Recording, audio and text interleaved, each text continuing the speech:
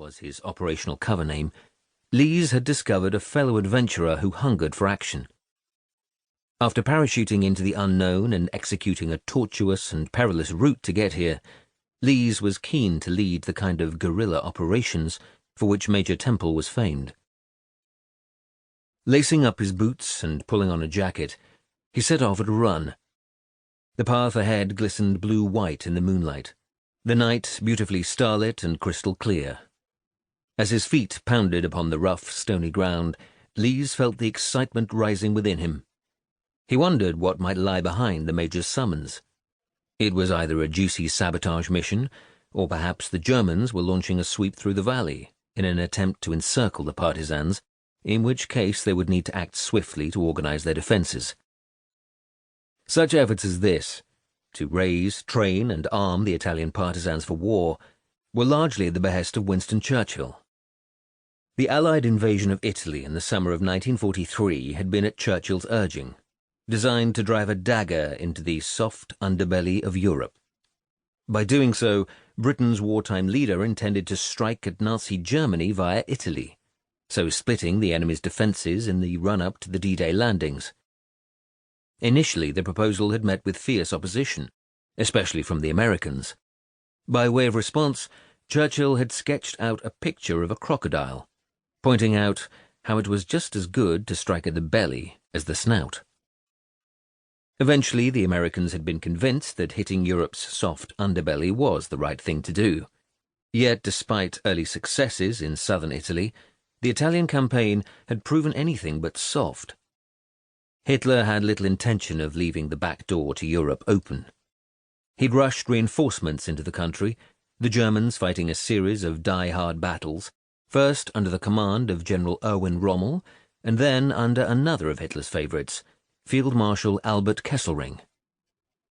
Come the approach of winter, the Allied advance had stalled on the Gothic Line, a string of formidable defences, thousands of machine-gun bunkers, concrete gun emplacements, deep tunnels, minefields, and razor wire, stretching from coast to coast across northern Italy's Apennine Mountains. The forces manning the Gothic Line were some of Germany's finest.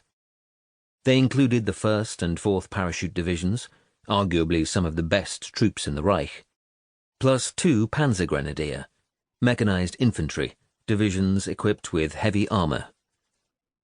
All of Italy south of the Gothic Line had been seized in fearsome fighting by the Allies, but territory to the north of the line remained in enemy hands, excepting pockets of remote, mountainous territory held by the Italian resistance, Major Temple's mission being one such example. At Churchill's urging, the partisans were being armed and trained to rise up in the enemy's rear, to help achieve a decisive breakthrough. Lee's and Temple's operation, headquartered towards the western end of the Apennines and just to the rear of the Gothic Line, was intended to strike hard at enemy lines of supply and communications. Whatever tonight's mission, Lees felt an immense sense of respect and camaraderie for Major Temple, who'd already won a DSO, Distinguished Service Order, in the war.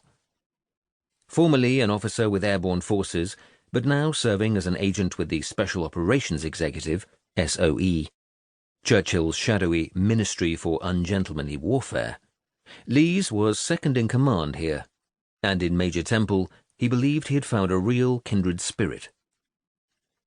On his earliest operations with the SOE, Lees had earned the nickname Mickey Mouse. It was Yugoslav guerrillas who had coined the name, Mickey Mouse being the only Michael they had ever heard of. But there had been nothing Mickey Mouse about the long months Lees had spent soldiering with them. He'd led dozens of dramatic raids on enemy railway tracks, blowing trains laden with war material to smithereens. When told to cease offensive operations with the Yugoslav guerrillas, Lees had decided to interpret his orders rather literally. He'd stopped working with the resistance, launching a string of solo sabotage missions instead, ones of breathtaking, some might argue suicidal daring. In doing so, he'd earned a somewhat more apposite nickname, Michael Wildman Lees. His linking up with Major Temple promised fireworks and heroics in equal measure. With delicious irony, Temple's mission had been codenamed Operation